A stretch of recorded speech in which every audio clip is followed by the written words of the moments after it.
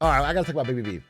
It's hard to approach this topic because I've talked about it so much. It's not like there's a secret what's in this bill. But, all right, listen. As of today, the big, beautiful bill is unleashed upon America. It passed the House after passing the Senate, after passing the House. Went on a bit of a round trip. And then Trump's going to sign it into law on July 4th with B-2 bombers flying overhead of the White House. I'm not kidding. It's happening. So what does it mean? Well, first of all, I want to say something. You know, when I last talked about this a few days ago, I said, well, there's a few Republicans in the House that are saying they might not vote for it. So it could be a bit of a challenge. And then they all immediately voted for it. There was all these so-called holdouts that were like, hey, listen, this bill is not what we were elected to do. This bill blows out our deficit. This bill cuts Medicaid. We can't allow it. And then they all folded. Some of them even said, because, you know, it had already passed the House the first time, then they changed it a lot for the Senate. And some of them are like, this change is unrecognizable. I will not be voting for these new changes. We had some hard-fought compromises, and they're not in there anymore. I'm not going to vote for it. Then they all voted for it. Like Andy Harris, who said, my red line hasn't changed. It has to conform to the House framework, and it doesn't. It never did. It never conformed to the House framework. They never changed a word of it from the Senate. He still voted for it. Representative Ralph Norman, a deficit hawk, said this Senate's bill is a non-starter, and then he voted for it.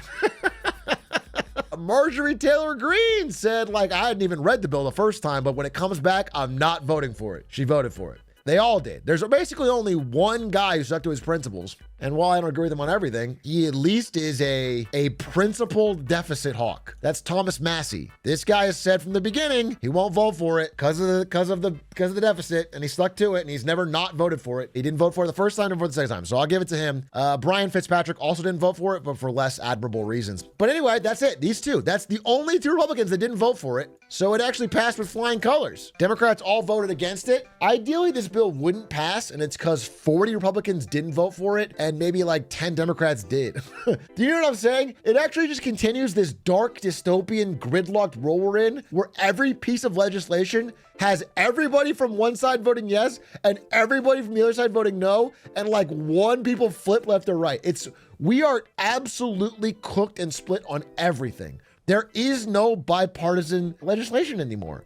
Everything is down the middle. So the individual thoughts and feelings of every individual person here, every senator or House representative, don't matter. They are all just vehicles for their party to slam through one thing or another. It really is a bad sign. And it's probably why the system is cracking so much. It's probably why, because nothing can get done in Congress, that we're seeing more and more power grabbed by the executive, in this case, Trump. But even some of this was happening early under Biden. It's like, you just can't get anything through Congress. It's not healthy. I was just talking about this before this clip, if you're watching it, but we read a book about the fall of Rome. And like, this is what was happening in their republic near the end of their time, before emperors started coming along.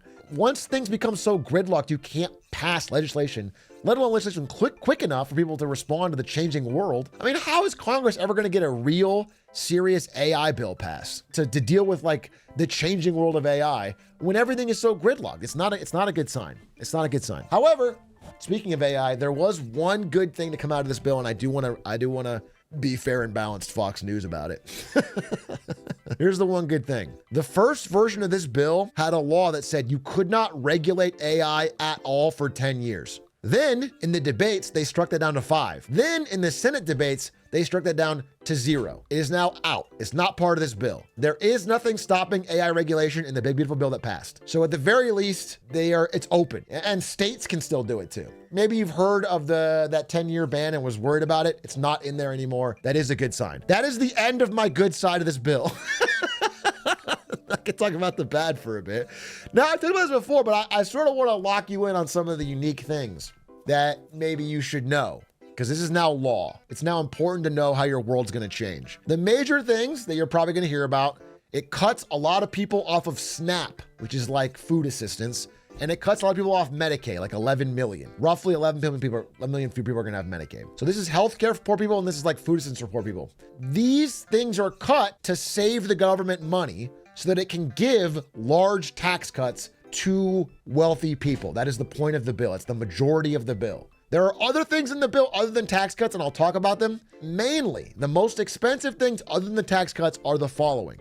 $45 billion to expand detention capacity for immigrants. So more prisons to house immigrants. $46 billion for border wall construction. $30 billion for hiring and training more ICE enforcement agents. This is a roughly $100 billion expense, and it's the biggest line item outside of the tax cuts. If you are really die-hard anti-immigrant, then I guess you got something you want in this bill if you're poor. If you're poor, you're not getting much of the tax cuts. It's mostly going to the rich, but at least you'll get some punishment for immigrants. If you're not, if you happen to think this is a waste of money and in fact, inhumane way for our government to spend their collected tax dollars, then there's not much good to get out of this bill. I'll be dead honest with you. You know, I went through it. It's 800 pages, and I read summaries, dude. I'm looking at every individual section and item. There's a lot of pork in there. There's a lot of little things. There's like some stuff about gambling. It's like, there's like lines in there that are like, you can't deduct 100% of your gambling losses. You can only deduct 90%, which is just kind of a stupid rule.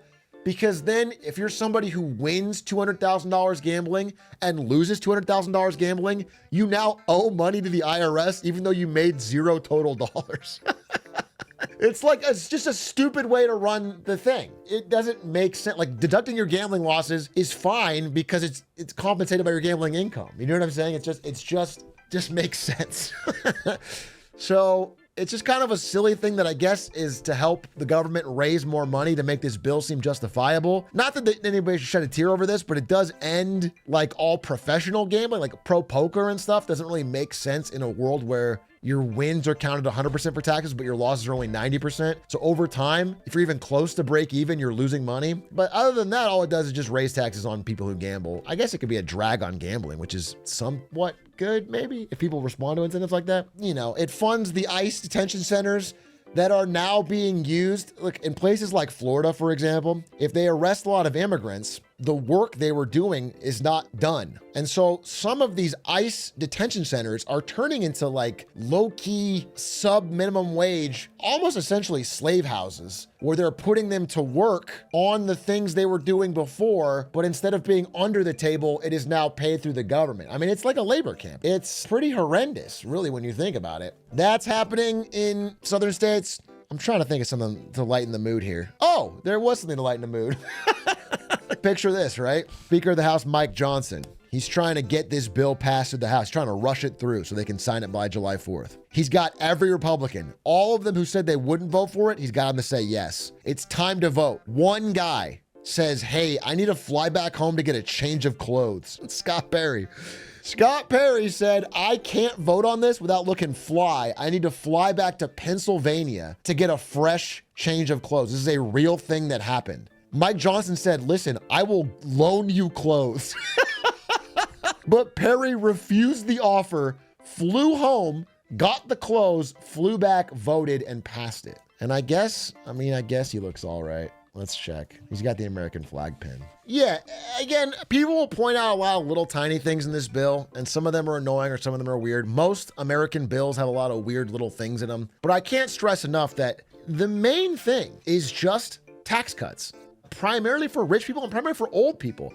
A big part of this bill was removing tax on Social Security, which you might think is fine. But here's the deal. If you were poor and on Social Security, you already didn't pay tax on your Social Security. So what this does is remove tax on Social Security for rich people collecting Social Security. Old rich people, or at least upper middle class. If you were an old boomer, let's say with a part-time job that makes tips, this bill is just a massive tax cut to you. It is a massive tax cut to you. And you generally already own some property, already own some stocks, you already have assets. Now, I'm not saying that there's not some stuff we could do to help old people who are struggling, but mostly this helps wealthier people, wealthier, older people. It's not great. I think this has been the core rot of our society for a while, not just under Trump, but in general, is that so much of our wealth and assets are vacuumed up to the elderly in a not cool way. And this is the wrong picture for what I'm saying, by the way. This is actually for a separate presentation on alligator Alcatraz. I don't even know why I pulled this up, but Trump is old. And what I will say is the approval, not only of this bill, but of Trump in general, has continued to decline. It is actually pretty poor. It's lower than it was at this time during Trump 1, lower than Biden during the same time in his term, lower than almost any recent president at the same time in their term. But the bill got passed. It got through. So the changes are happening. And many of them last a long time. And the good stuff in them, the stuff you might like let's say no tax on overtime or no tax on tips. I think they're kind of silly, but maybe you work overtime and work tips and you don't care about the fuck I'm saying and you want that shit. Well, guess what? The bad stuff in the bill, like cutting taxes for rich people, that's permanent. That's enshrined into law. The good stuff expires in 2028 when Trump leaves office. So it's just a grenade for the next guy. The stuff you might like as a regular person is very short term to be a little bonus during his presidency and then expires for the next person. I find this bill to be pretty horrendous top to bottom, and it sucks that it's passed. But the main impact to you as a regular person, I gotta be honest, if you're not on Medicaid, if you're not on SNAP, is that it is deeply, deeply damaging for the US's borrowing costs and the stability of the dollar, because it adds so much to the deficit. We are borrowing so much to fund this because it turns out that the meager cuts you do for SNAP and Medicaid do not balance out to giving multi-trillion-dollar tax cuts to the rich. That stuff requires borrowing. It requires borrowing from other countries and borrowing from pension funds to fund that. And that is going to be a problem for the dollar. So I have often recommended this, but I do want to reiterate that if you believe as I do that this bill is a deficit disaster, it would make sense to not hold a lot of your money in just straight cash.